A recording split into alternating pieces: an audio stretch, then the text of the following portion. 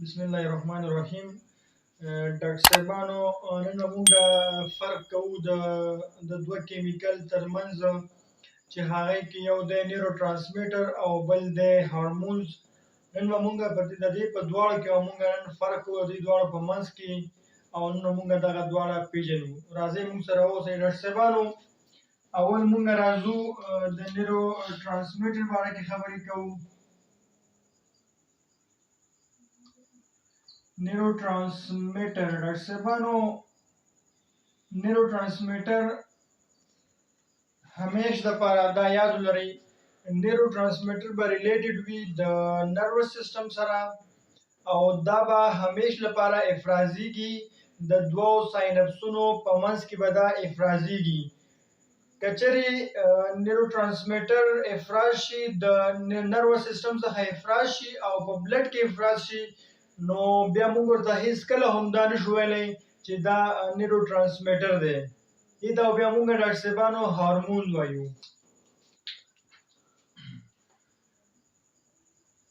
ریلیټډ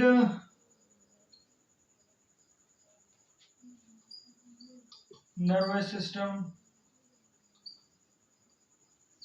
دا ډاکټر صاحبانو ریلیټډ دی، دا تعلق ساتي د نروس سیستم څخه، خو دا به د دې لپاره شرط دا چې دا به افرازیږي د دوه ساینپسونو په منځ کې. دا وګورئ ډاکټر صاحبانو، دا موږ سره یو ساینپس دی، دوه ساینپسونه دي، د دې په منځ کې به دا افرازیږي. ډاکټر صاحبانو، دا د دې لپاره شرط دی. Release from a neuron at synapse.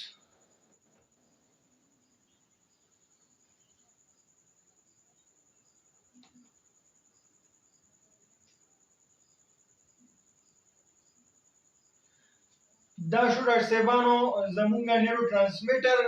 په دې مونږ خبرې وکړې. اوس راځو مونږ د هارمونز باره کې لږ معلومات حاصلوو. ګرانو محترمو دوستانو، هارمونز تعلق ساتي، دا ریلیټډ دی د انډوکراین سیستم څخه.